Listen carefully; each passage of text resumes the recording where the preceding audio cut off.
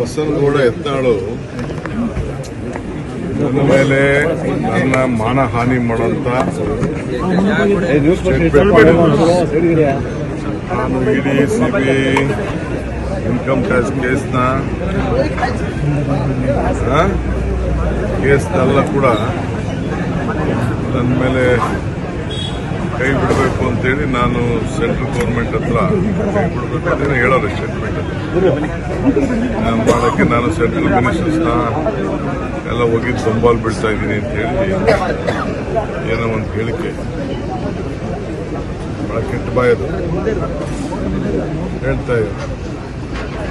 ನಾನು 100 ಕೋಟಿಗೆ ಮಾನ ನಷ್ಟ ಹಾಕಿ 1 ಕೋಟಿ ಚಿಲ್ಲರೆ ಕಟ್ಟಿದ್ದೀನಿ ರೋಡ್ ಫೀಸ್ ಯಾಕೆಂದ್ರೆ ಅವರು ಹೈಕೋರ್ಟಲ್ಲಿ ಇದು ಬೆಂಗಳೂರಿಗೆ ಹಾಕ್ಬೇಕು ಅಲ್ಲ ಹಾಕ್ಬೇಕು ಅಂತರ ಕೇಳ್ಕೊಂಡಿದ್ದೆ. ಅದೆಲ್ಲ ವಜಾ ಆಯಿತು, ಕನಕಪುರಕ್ಕೆ ಹೋಗ್ಬೇಕು ಅಂತ. ಅದಕ್ಕೆ ನಾನು ಬಂದು ನಾನೇನು ಸ್ಟೇಟ್ಮೆಂಟ್ ಕೊಟ್ಟಿದ್ದೀನಿ, ನಾನೇನು ಅಪ್ಲಿಕೇಶನ್ ಫೈಲ್ ಮಾಡಿದ್ದೆ, ಏನು ದಾಖಲೆ ಕೊಟ್ಟಿದ್ದೆ, ಅದನ್ನೆಲ್ಲ ಇವತ್ತು ರುಜುಪಡಿಸ್ಬೇಕಾಯ್ತು. ಅದಕ್ಕೆ ನಾನು ಬಂದು ಇಲ್ಲಿ ನಾನು ಮುಂದಕ್ಕೆ ಹಾಕೋದು ಬೇಡ ಅಂತೇಳಿ ಕೋರ್ಟ್ ಮುಗಿಸ್ಕೊಂಡು ಎಸ್ಬಿ ಸೀತತೆ ಅವರೆಲ್ಲ ಬರ್ತಾ ಇದ್ದಾರೆ. ಯುವಕರು ಅವರಿಗೆಲ್ಲ ಸ್ವಾಗತ ಮಾಡಬೇಕು. ಬಸನಗೌಡ ಯತ್ನಾಳು ನನ್ನ ಮೇಲೆ ನನ್ನ ಮಾನಹಾನಿ ಮಾಡುವಂತ ನಾನು ಇಡಿ ಸಿಬಿಐ ಇನ್ಕಮ್ ಟ್ಯಾಕ್ಸ್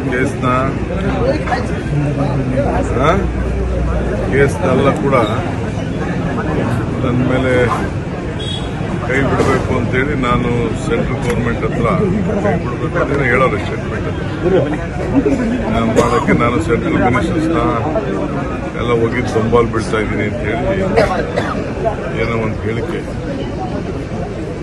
ಬಹಳ ಕೆಟ್ಟ ಬಾಯದು ಹೇಳ್ತಾ ಇದ್ದೆ. ನಾನು 100 ಕೋಟಿಗೆ ಮಾನ ನಷ್ಟ ಹಾಕಿ 1 ಕೋಟಿ ಚಿಲ್ಲರೆ ಕಟ್ಟಿದ್ದೀನಿ ರೋಡ್ ಫೀಸ್ ಯಾಕೆಂದ್ರೆ ಅವರು ಹೈಕೋರ್ಟಲ್ಲಿ ಇದು ಬೆಂಗಳೂರಿಗೆ ಹಾಕ್ಬೇಕು ಅಲ್ಲ ಹಾಕ್ಬೇಕು ಅಂತರ ಕೇಳ್ಕೊಂಡಿದ್ದೆ. ಅದೆಲ್ಲ ವಜಾ ಆಯಿತು, ಕನಕಪುರಕ್ಕೆ ಹೋಗ್ಬೇಕು ಅಂತ.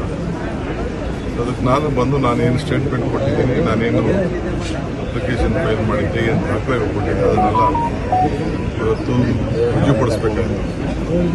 ಅದಕ್ಕೆ ನಾನು ಬಂದು ಇಲ್ಲಿ ನಾನು ಮುಂದಕ್ಕೆ ಹಾಕೋದು ಬೇಡ ಅಂತೇಳಿ ಕೋರ್ಟ್ ಮುಗಿಸ್ಕೊಂಡು ಎಸ್ಬಿ ಸೀತತೆ ಅವರೆಲ್ಲ ಬರ್ತಾ ಇದ್ದಾರೆ. ಯುವಕರು ಅವರಿಗೆಲ್ಲ ಸ್ವಾಗತ ಮಾಡಬೇಕು. ಬಸನಗೌಡ ಯತ್ನಾಳು ನನ್ನ ಮೇಲೆ ನನ್ನ ಮಾನಹಾನಿ ಮಾಡುವಂತ ನಾನು ಇಡಿ ಸಿಬಿಐ ಇನ್ಕಮ್ ಟ್ಯಾಕ್ಸ್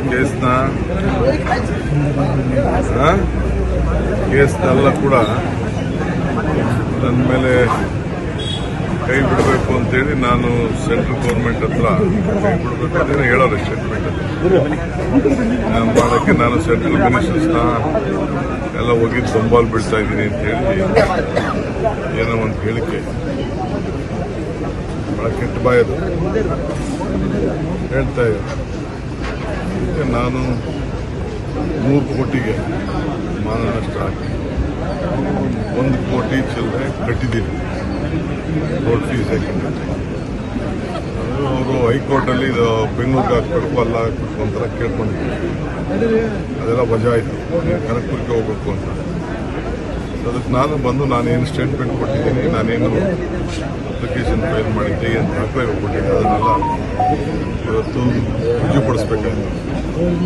ಅದಕ್ಕೆ ನಾನು ಬಂದು ಇಲ್ಲಿ ನಾನು ಮುಂದಕ್ಕೆ ಹಾಕೋದು ಬೇಡ ಅಂತೇಳಿ